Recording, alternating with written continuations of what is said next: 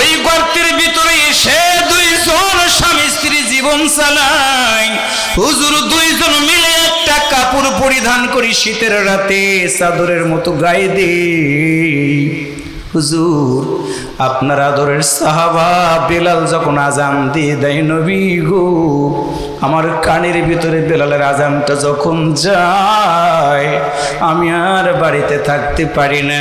বিবিকে বলে, বিবি রে তুমি গর্তের ভিতরে থাকো, আমি গর্তের ভিতর থেকে বের হয়ে হুজুর ওই কাপড়টা পরিধান করে আপনার মতো নবীর পিছনে দাঁড়ায়া নামাজ আমি আদায় করি। গো নবী, ফজরের নামাজে বেশি সময় লম্বা করা যায় না হুজুর, সূর্য উদিত হয়ে যাবে, যার কারণে আমি দ্রুত গতিতে নামাজ শেষ করে বাড়িতে যাই। গর্তের ভিতরে আমি নেমে যাওয়ার পরে নবী আমার পরে দিও কাপড়টা আমার স্ত্রীর গায়ে দেওয়ার পরে আমার স্ত্রী ওযু করে নামাজ পড়ে মালিকের দরবারে ধরনা দেয়, ইয়া রাসূলুল্লাহ এটা আমার যদি অপরাধ হয় আল্লাহর রাস্তে আপনি আমাকে ক্ষমা করে দেন, ক্ষমা করে দেন। সাহাবা কথাগুলো বলে নবীর গাল বেয়ে মুক্তার দানার মতো করে পানিগুলো গড়িয়ে গড়িয়ে পড়ে। আল্লাহ রাসূল বলেন, সাহাবীরে তুমি একটু দাঁড়াও। আল্লাহ নবীর সাহাবী দাঁড়ায় গেলেন। আল্লাহর নবী নিজে দাঁড়ায় দুইটা হাত এরকম করে দিয়ে দিলেন। আল্লাহর নবীর সাহাবা নবীর দেখে একটা দৌড় দেওয়ার মতো করে বুকের ভিতরে ঢুকে গেল। এই কল্লাটা নবীর বুকের সাথে লাগায়া চোখের পানি ছেড়ে দিয়ে বলে, ইয়া রাসূলুল্লাহ আমি আমার জীবনের চেয়ে আপনার মতো নবীকে অনেক বেশি ভালোবাসি। আল্লাহু আকবার, জোরে বলেন।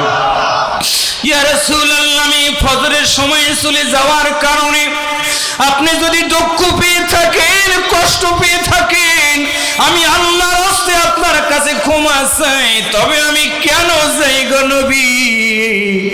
আপনি তো বলেছেন এক ওয়াক্ত নামাজ যদি কারো কাজা হয়ে যায় 80 হুব্বা শাস্তি ওই ব্যক্তিকে পেতে হবে গো নবী। আমি চাই না আমার বিবি এতগুলো শাস্তি ভক্ষণ করুক, আমি এটা চাই না। যার কারণে আপনার মতো নবীকে রেখে আমার স্ত্রীকে নামাজ আদায় করানোর জন্য হুজুর দ্রুত গতিতে আমি বের হয়ে যাই। আল্লাহর নবী সাহাবার শাহাদাত আঙ্গুলিটা নিলেন, নিজের হাত দিয়ে শাহাদাত আঙ্গুলি দিয়ে নবী আমার ওই সাহাবার চোখের পানিগুলো মুছে দিয়ে বললেন, সাহাবীরা রে তোমরা যদি কোনো আমার জান্নাতি সাহাবীকে দেখতে চাও আমার এই সাহাবার দিকে তাকাও। আল্লাহু আকবার বলেন। আল্লাহর নবী বললেন, সাহাবী তুমি বলো আমার কাছে তুমি কোনো কিছু চাও কিনা? আল্লাহর নবীর দিকে তাকায়া চোখের পানি ছেড়ে দিয়ে বলল, ইয়া রাসূলুল্লাহ আমি কিছু চাই না, তবে আমার মনের ভিতরে একটা আশা, সেটা হলো এই নামাজের বিধান প্রতিষ্ঠিত করতে গিয়ে আপনার মতো নবীকে 3টা বছর শিয়াবে আবি তালিবে জেলখানার ভিতরে বন্দী থাকতে হয়েছে গো নবী।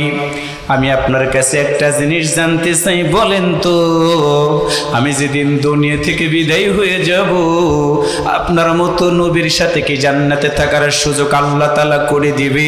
আপনার কাছে এত শুধু আমার চাওয়া, মরে যাওয়ার পর আপনার মতো নবীর সাথে আমি একটু জান্নাতের ভিতরে থাকতে চাই।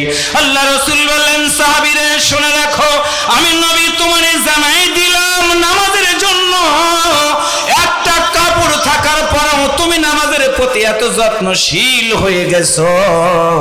আমি নবী তোমারে কথা দিয়ে দিলাম, শুনে রাখো আমি নবী যেই জান্নাতের ভিতরে থাকব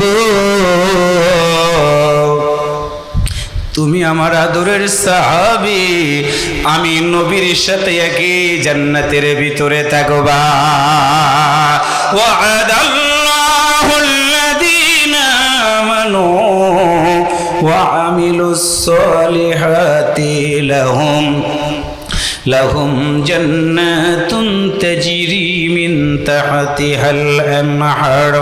আল্লাহর বান্দারা মরে যাওয়ার পরে আমার আল্লাহ যেদিন বলবে ওয়াদা আল্লাহ, আমি আল্লাহ কথা দিলাম, প্রতিশ্রুতি দিলাম, আল্লাযীনা যারা আমানু ঈমান এনেছে ওয়া আমিলুস সালিহাত আমল সালিহ যারা করবে লাহুম মাগফিরাত আমি আল্লাহ তাদের ক্ষমা করে দিব।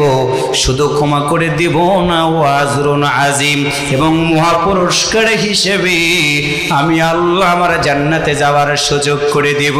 জবান খুলে বলুন তো, এই জান্নাতে যদি যেতে চাই, দুনিয়াতে যতদিন বাঁচবো ভালো কাজ আমাদের করা দরকার আছে না নাই?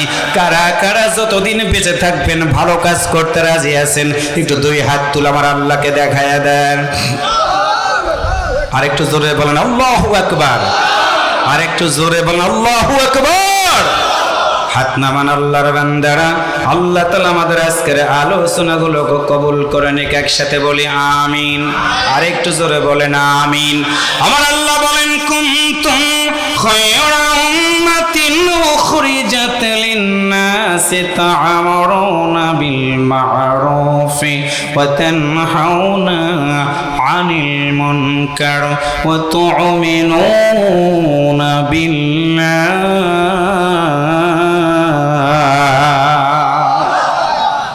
আজকে আমাদের যুব সমাজ, আমরা চাই কি মসজিদের ভিতরে যুবকদের যেন মসজিদটা ভরপুর হয়ে যায়।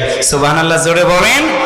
সেই ক্ষেত্রে আমার একটা অনুরোধ আছে, সেটা হলো আমাদের এলাকাতে অনেক মুরব্বীদেরকে দেখি, ছোট্ট বাচ্চা মসজিদে ঢুকলে অনেক মুরব্বীর মাথা নষ্ট হয়ে যায়।